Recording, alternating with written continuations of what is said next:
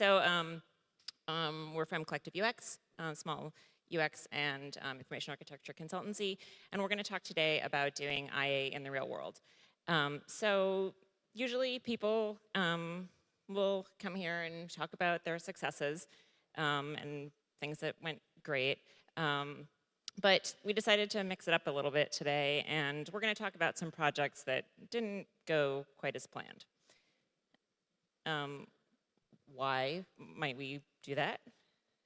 So as we were thinking about the projects that we've worked on and over the past decade, we were talking through the ones that really stuck in our mind, and we kept coming back to projects that had just kind of not gone the way that we had anticipated them going.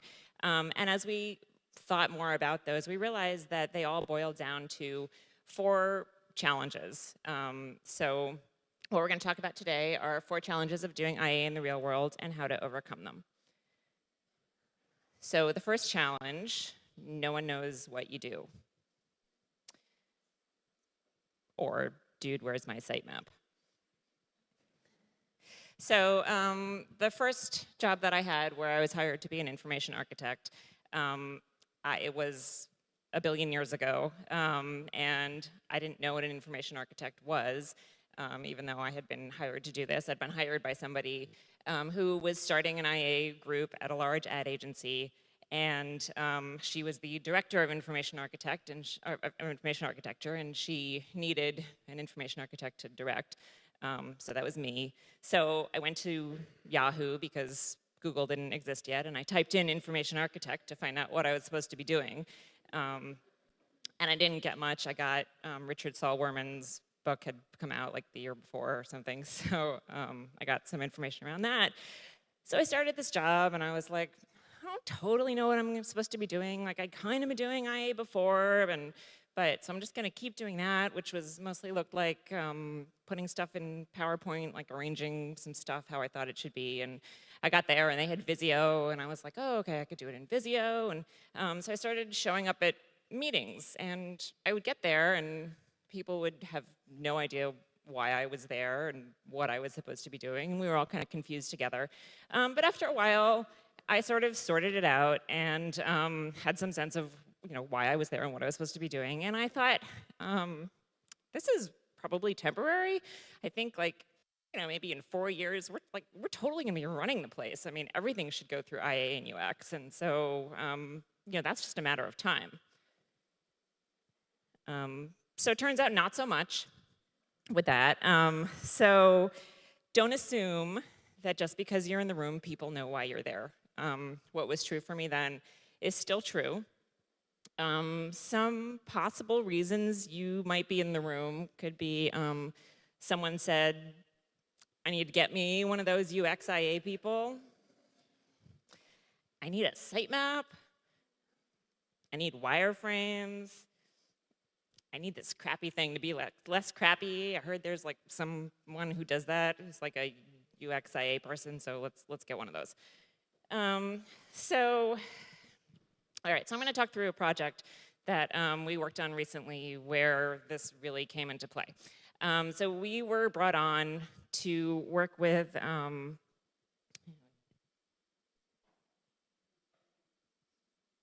sorry. Sorry,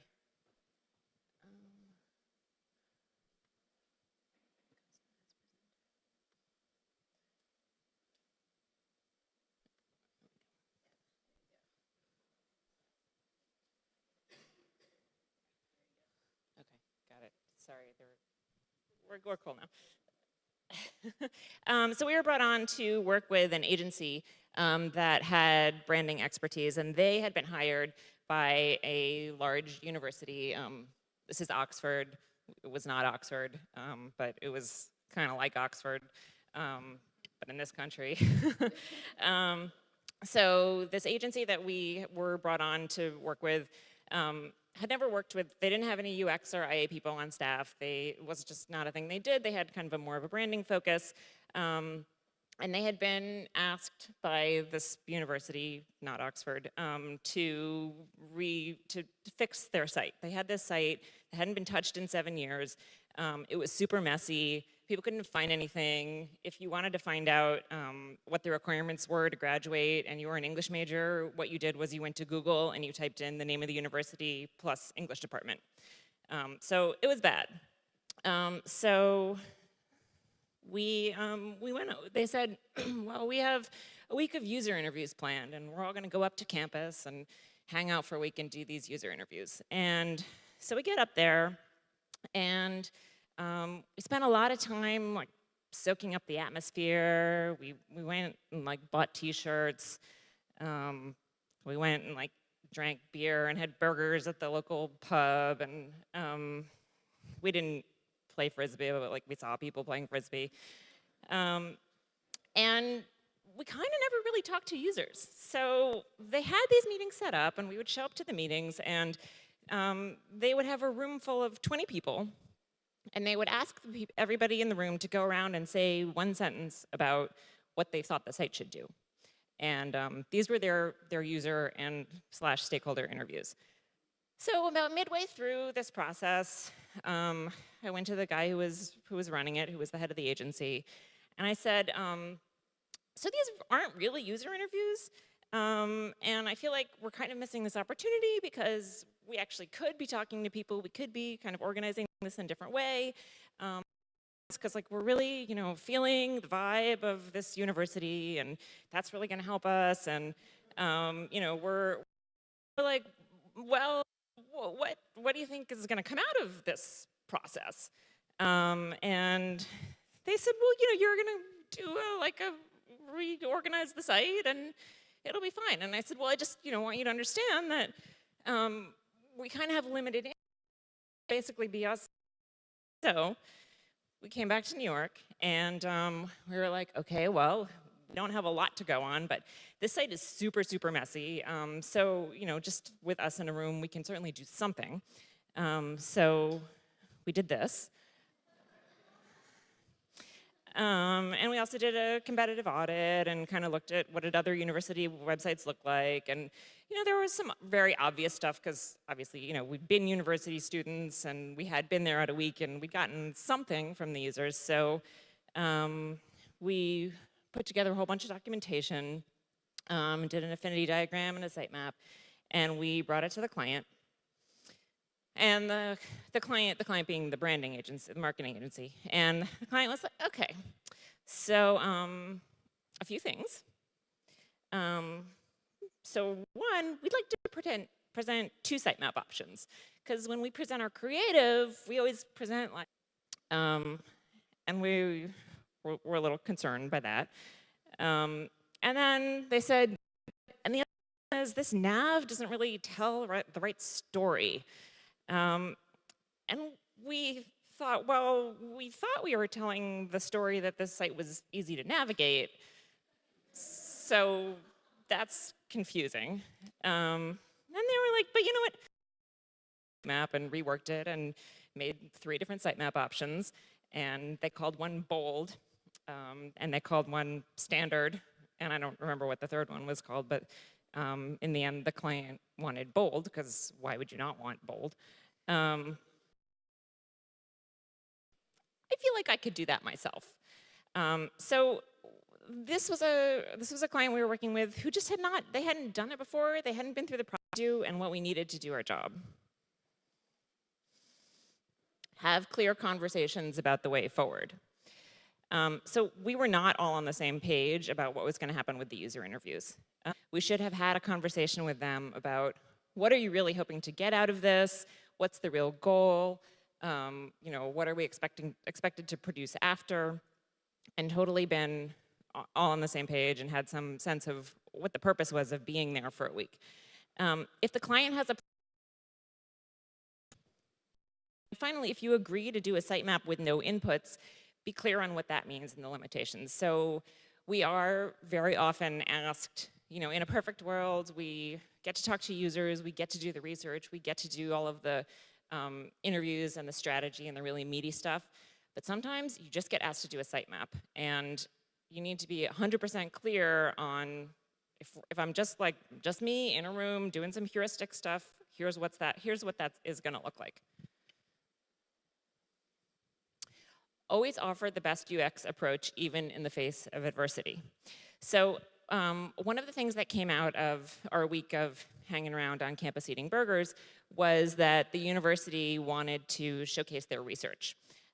So they felt like this redesign was an opportunity for them to say, hey, we're a big research university, and we want to put that like all over the site so people know when they come that we're producing all of this amazing research. But the reality was that if that was actually what they wanted to do, we should have then taken that and said, if you really want to do research, let's get some findings around research. Let's talk to people about who might want to access that and find out how do they want to access it? How are they going to find it? Are they realistically going to come to a university website and be like, gee, I wonder what interesting new research this university has come up with?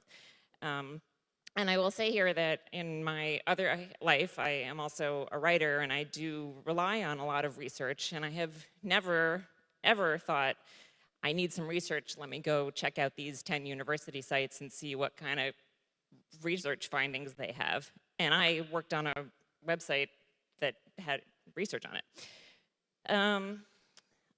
Beyond that, we could have said, I'm not just your sitemap monkey, I have other stuff that I bring to the table. So again, offering the best approach, regardless of what you're being asked to do, saying, okay, I understand you're asking me to do X, but there is also Y and Z over here that we could be doing, which is gonna get you much better results. Which brings us to the next point, which is no one knows what they need.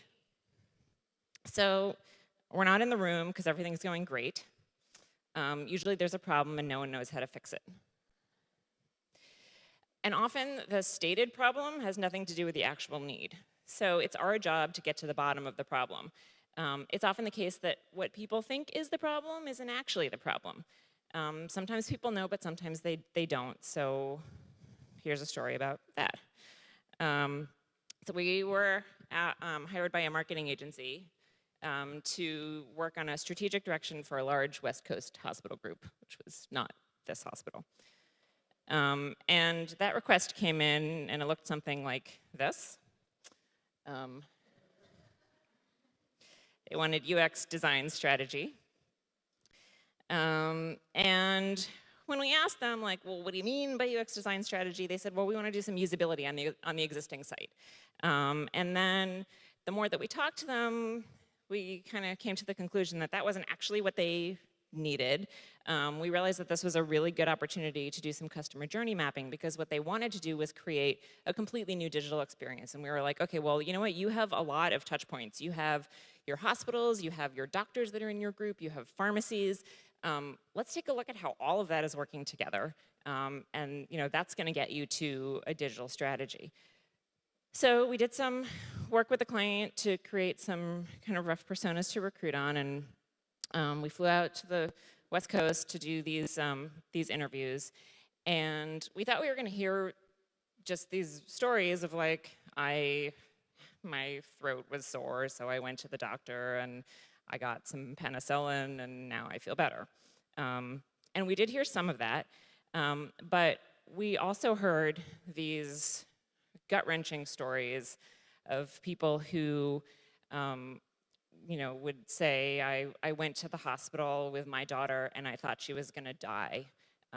And people in the interviews were crying and we were crying, and these stories were so compelling that they really illuminated a whole range of opportunities for us. And the original thing that we had brought in to do was really focus on, even though they said they wanted a digital strategy, their main focus for the marketing group was the hospital website. And so we started asking people, do you ever go to the, when you're going to the ER, did you ever think of going to the hospital website? Is a ludicrous question.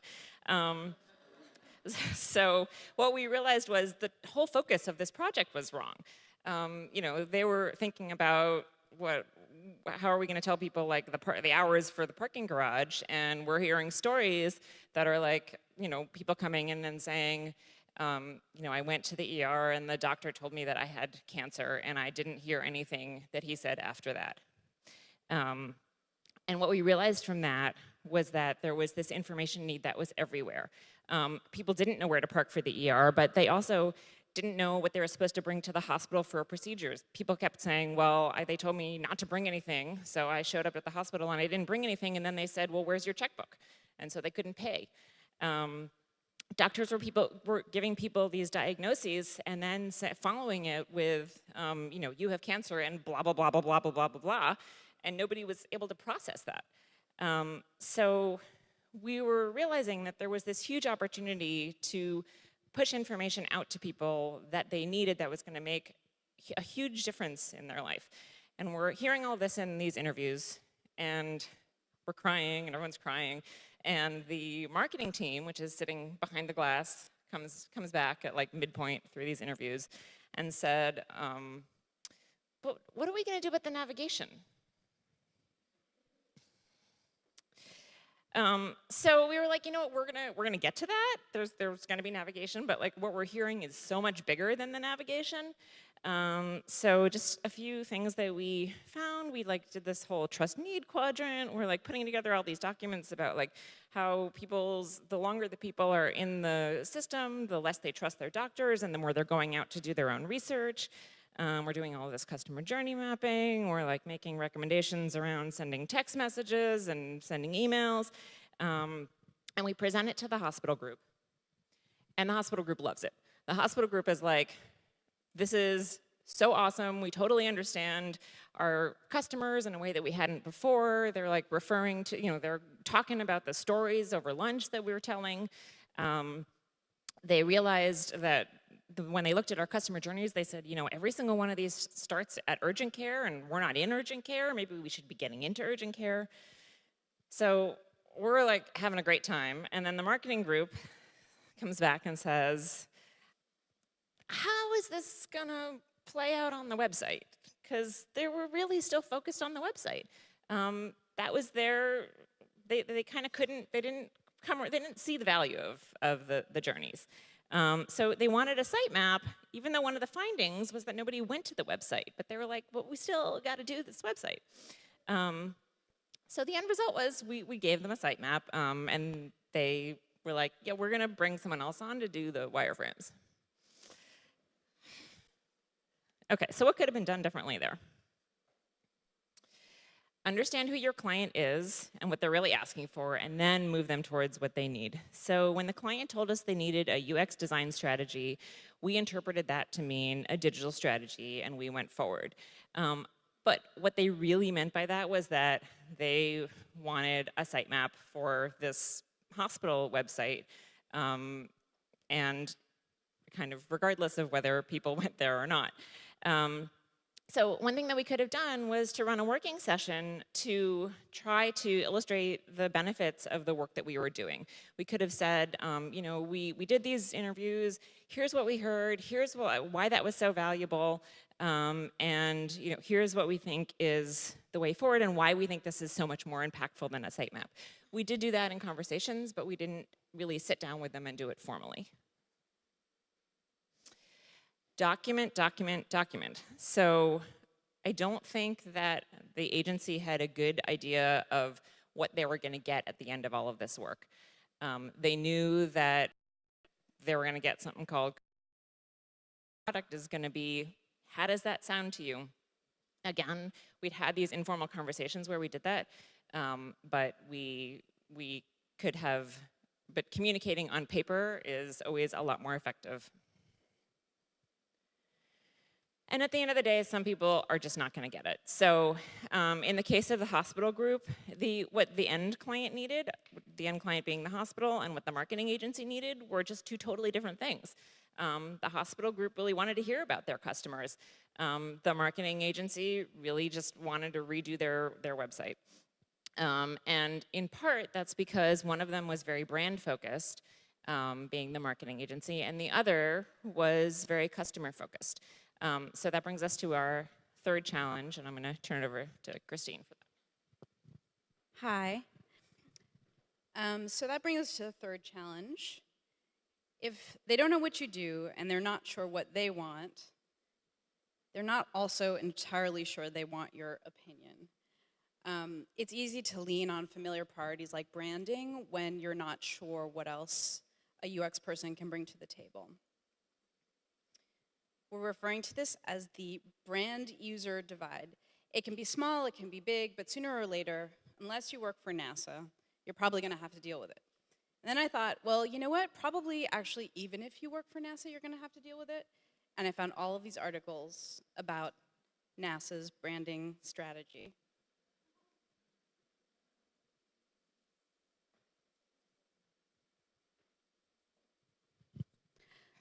So, what do we mean by this brand user divide? It's the disconnect that happens when the stories that we tell about a brand are more important than the people we're telling them to. All the things that we come up with to instill trust, develop loyalty, instill confidence, create desire, all of these things become more important than the end audience user.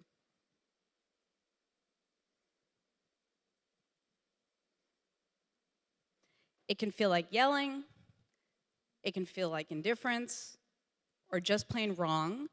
But what comes across most of all is that it's not for you, it might be for nobody, and it's just plain bad. So it can be all of these things, branding, big brands, small brands, red brands, blue brands, new brands, old brands. But today, a lot of things are branded that weren't branded a few years ago. So things like universities and government institutions and hospitals. But most often, I think we encounter this problem with older brands that are brick and mortar focused, and they're trying to transition into the digital space. So they're trying to adapt what has worked so well for them in real life to something online, which is a medium they don't fully understand, and they have a lot of expertise to bring to the table in terms of years and years and years, decades potentially of experience in real life, but they don't know quite how to adapt that. This is particularly true also in this age of omnichannel where everybody's talking about creating a seamless digital experience across all touch points. So it's almost like if publishing something in the digital space would make it so. Kind of in the example Hana gave with the university, they weren't really a research university, they weren't known that way, but it was almost like, well, if we put this in the navigation as one of our 3 main points, well, maybe we'll kind of like dupe everybody into thinking this is actually what we're known for. It's kind of like a wish that you could reach from beyond the glass and kind of change reality to fit what you'd like it to say. Does that work? Well, I think it kind of does because it kind of gives your users an impression of what you think your priorities are. It can't transform reality, but it can modify perceptions of that reality and thereby tell stories that need to be told. But ultimately, users are smart. And your brand is what other people say about you when you're not in the room. So what do you do when you find yourself on the wrong side of the divide? Well, first of all, don't think of it as a divide. Think of it as a continuum. It's not an either or. There's no right answer. There are shades of gray. You can pick your most important battles and give way on other ones that are less important. So I recently worked on a project with a brick and mortar retailer who had a very strong mission statement. They were actually great. They were eco-responsible. They had been for way before it became cool. And they had this like ginormous seal of eco-responsibility approval in their brick and mortar locations. It was projected, it was really large, and the branding guidelines said that this seal always had to be within the consumer's line of vision throughout the store. So of course, you know, you get online, you're like, okay, we need to translate this, it needs to always be within our line of vision. So they wanted to have like a watermark on every page, they wanted it to be in the top navigation, they wanted it to be super duper prominent. They wanted to replace it with like some very important proactive calls to action. And I said, put it in the footer. Eventually, we sort of came around to that compromise because it really had no place in the digital space. Nobody was going to read it. The type was too small. It was great for print. It was great for projecting like 20 feet tall, but it was not great for a digital experience. And eventually, that was the compromise that we came to, was that we put it in the footer, we made it nice and big and fat, everybody could read it, and it was on every page. They weren't crazy about it, but it was a compromise that worked. So another strategy is to get involved early and often, and I've heard this from a couple of other speakers today. It's much easier to present a valid solution to something when you know the stakeholder's business, where they're coming from, and frankly, if they've just seen you in the room often and they know your face and they trust you, it's a lot easier to make recommendations. Leverage tools to help move the needle. So we are lucky enough to have lots and lots and lots of UX and IA tools in our tool belt, and you kind of have to be willing and ready to pull out whatever works in the moment. So statistics are great, user journeys are great, user testing is great. We recently did a design studio, which, if you don't know it, it's where you get people across an organization from all different disciplines. So you might have a developer and a designer and like a stakeholder and a marketing person. You make little micro teams, and where there's one of each person represented, and you have them all sketch design ideas to a solution. It can be sort of intimidating for them if they don't feel particularly visually inclined, but it's a great little tool. And we expected that this would give us some insight into, well, would make wireframing easier and prototyping easier and visual solutions easier, and it did. But even more importantly, it was unexpected, but it created this amazing sense of consensus building and team building, and people who might have the corner office, you know, and never come in contact with, say, you know, an entry-level developer, were suddenly coming to consensus about the best way to solve a solution, and seeing that someone might have an idea, oh, it would be amazing if we included a video how-to here, and someone else saying, wow, that is really great. So it was an amazing tool for consensus building. Finally, guide, recommend, and then move on.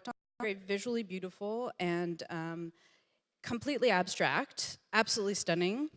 Nobody knows how to use it. And that's kind of okay. We flagged tons of times that, you know, people didn't know how to use it.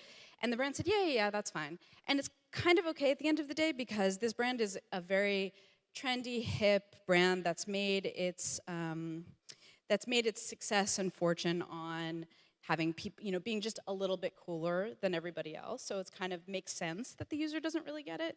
So ultimately, sometimes they might be right. So this comes to our fourth challenge. So whatever big ideas you have about getting it right, there's probably not enough time to do it anyway. Of course, in a perfect world, done. But in the real world, when resources are limited, which is almost always the case, IA and UX are the first to go. So I recently spoke with two different kinds of organizations. One was a ginormous cultural institution that had tons and tons of content that they wanted to figure out how to share on the digital arena. And the other was a very small startup that had one digital product. The first team had about 100 people in it. The second team had about 30. In both cases, they were of developers and then marketing. So the other thing that these two very, very radically different organizations had in common was that neither one of them had a UX person or an IA person on staff. And they'd both make things, but you know, it was the first thing to go when budgets got cut, when timing got cut, when deadlines were pressing, that was the first to go. So in this kind of environment where time is everything, time to market, timing, deadlines, budget, how do we advocate for UX? I love this slide, by the way. If you don't know what it is, it's a desire path, which is basically, there's the real road in the back, and then there are these desire paths, which are well known to urban planners as the paths that people actually really want to take. So there's like the official place, and then the place where everyone else actually wants to go. So how do we advocate in a world where timing is everything for this kind of approach? Well, definitely helps to have the support of management and to have it be come from, to have them show it from example and have it come from above. But there are other strategies you might need to incorporate. So this is a word on Agile. I think Agile has a lot of things to teach us and a lot of things we can take from it, and there are lots of parts of it that actually behoove a UX designer, the iteration, the testing, and so forth. But I also feel like on occasion it has the emphasis on tangible deliverables, the speed, et cetera, and the cross-disciplinary kind of ambiance that it sets up puts stress on UX designers.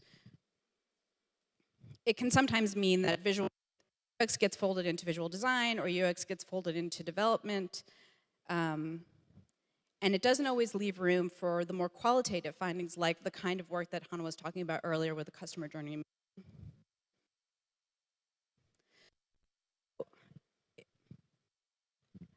It's good to remember that not everything can be quantified.